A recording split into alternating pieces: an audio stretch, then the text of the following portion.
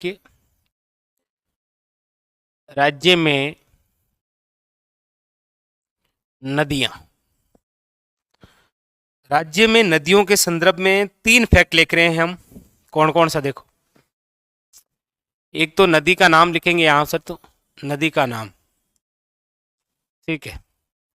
फिर लिखेंगे उद्गम स्थल, और फिर लिखेंगे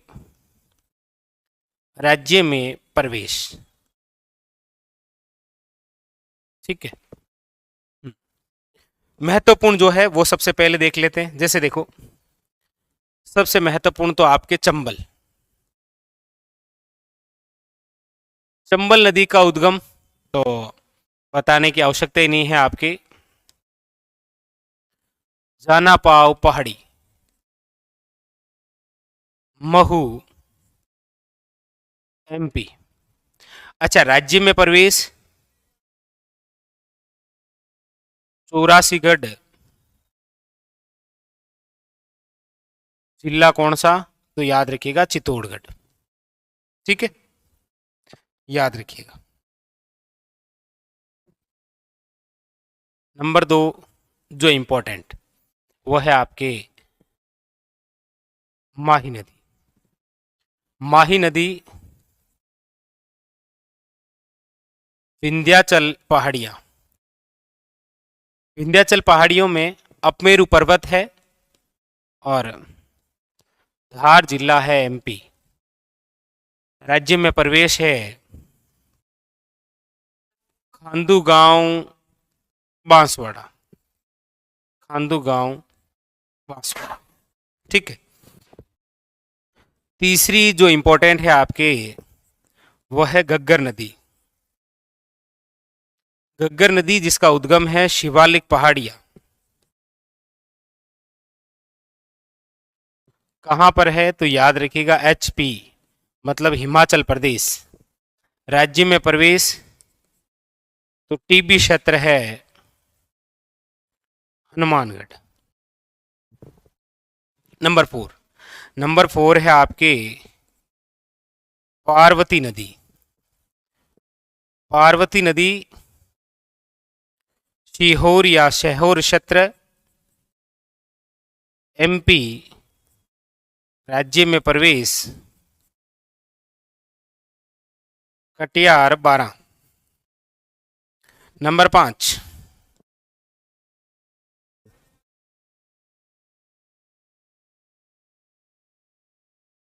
काली सिंध नदी, उद्गम है देवास एमपी। और राज्य में प्रवेश की जहां हम बात कर देते हैं, वो है आपके बिंदा या बोरेगांव, झालावाड़। ये 5 तो आपके प्रमुख है, काफी खास है, इनको तो आपको याद रखना ही रखना है, 5, ठीक है। इसके अलावा नंबर 6 है आपके बनास। बनास की हम बात करते हैं तो बनास का उद्गम है आपके खमनोर पहाड़ी। अगर ये नहीं आएगा तो फिर कुंभलगढ़ की पहाड़ी आएगी, क्योंकि ये उधर ही है, कुंभलगढ़ राजसमंद, ठीक है। तो ये तो राजस्थान से निकलती है, इसमें तो प्रवेश क्या लिखा है आपको। नंबर 7 लूणी। लूणी का उद्गम आपके नाग पहाड़ अजमेर, नाग पहाड़ अजमेर। ये कुछ खास है जिनके बारे में एग्जामिनर आपको पूछ लेता है। अच्छा, इनमें से आपको याद रखना है कि जो चंबल नदी है वो आपके राज्य के 6 जिलों में बहती है। कितने जिलों में, 6 जिलों में। कौन कौन से 6 जिले, तो देखो, चित्तौड़गढ़, चित्तौड़गढ़ से कोटा, कोटा से बूंदी, सवाई माधोपुर, फिर है आपके करौली, और उसके बाद में है धौलपुर। ये 6 जिलों में थे, ये भी आपको याद रखना है। माही नदी का बहाव क्षेत्र तो केवल 2 जिलों में है, एक तो आपके जहां से बांसवाड़ा प्रवेश करती है और एक जहां से ये गुजरात चली जाती है डूंगरपुर। बांसवाड़ा और डूंगरपुर के मध्य सीमा बनाती है। ठीक है। अच्छा, अगली बात घग्गर की करते हैं तो घग्गर स्वयं भी दो ही जिलों में बहती है। वर्तमान के अंदर तो भटनेर के पास में लुप्त हो जाती है हनुमानगढ़, और एक ये जब पाकिस्तान जाएगी तो इसे हकरा बोलेंगे और ये गंगानगर जाती है। ठीक है। पार्वती नदी की हम बात करते हैं तो पार्वती नदी देखो प्रवेश करती है 12 से, फिर चलती है कोटा, फिर वापस एमपी में, फिर वापस राजस्थान के सवाई माधोपुर में, जहां पर ये पालिया गांव में विलय हो जाती है।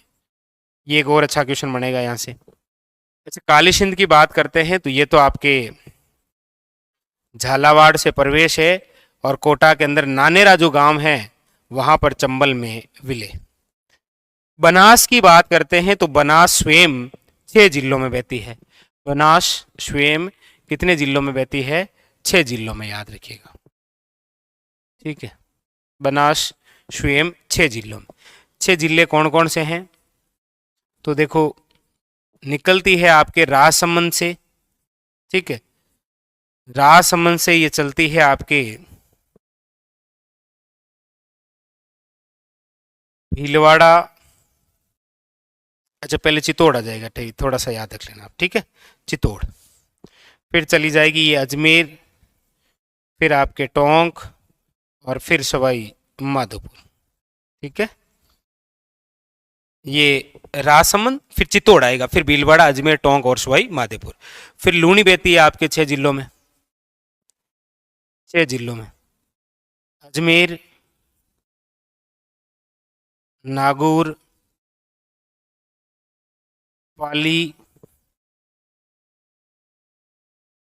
जोधपुर, बाड़मेर और जालोर, जो आपके 6 जिलों में बहने वाली जो नदियां हैं वो आपके मात्र कितनी हैं? 3, लूनी, बनास और चंबल।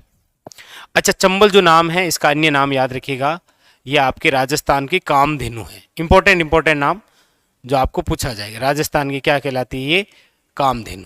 ठीक है। अच्छा, हमारे राजस्थान में 2 तो 12 मासी नदियां हैं। 12 मासी का मतलब जो 12 महीने बहे, बोले जो कि 12 महीने बहा करे, चंबल वे माही। अच्छा, 2 ऐसी नदियां हैं जो बरसाती हैं, मतलब बरसात आएगी तो बहेगी वरना नहीं बहेगी, वो है बनास वे लूणी। बनास वे लूणी। माही जो नदी है इसे आपके वागड़ या फिर कांटल की गंगा बोलते हैं। वागड़ की गंगा, कांठल की गंगा, इसका मध्यवर्ती भाग छप्पन का मैदान, तटवर्ती भाग कांठल। ठीक है। घग्गर नदी की बात करते हैं तो इसे पाकिस्तान में हकरा बोला जाता है, बाकी तो आपको पता ही है। इसे मर्त नदी बोलते हैं, इसे द्रवेशवती नदी कहा जाता है, इसे आपके नट नदी कहा जाता है, शोत्र नदी कहा जाता है, बहुत कुछ। पार्वती नदी याद रखिए राजस्थान की एकमात्र ऐसी नदी है जो आपके एमपी और राजस्थान के मध्य 2-2 बार सीमा बनाती। ये एक अच्छा क्वेश्चन बनता है, एमपी और राजस्थान के मध्य 2-2 बार सीमा बनाने वाली। ठीक है। काली सिंध नदी की बात करते हैं तो काली सिंध की एक सहायक नदी है जिसका नाम है आहू। आहू और काली सिंध के संगम पर राजस्थान का प्रसिद्ध जल दुर्ग है गागरोन, याद रखिएगा, झालावाड़। ठीक है। बनास की बात करते हैं तो इसका एक वेरी इंपॉर्टेंट याद रखिएगा, वन की आशा। क्या नाम है? वन की आशा। और लूणी की यदि हम बात करें तो इसकी एक इंपॉर्टेंट बात याद रखिए, इसे लवणवती नदी कहा जाता है। क्या बोलते हैं इसको? लवणवती नदी। तो ये लूणी थोड़ी इंपॉर्टेंट हो जाती है, वेरी वेरी।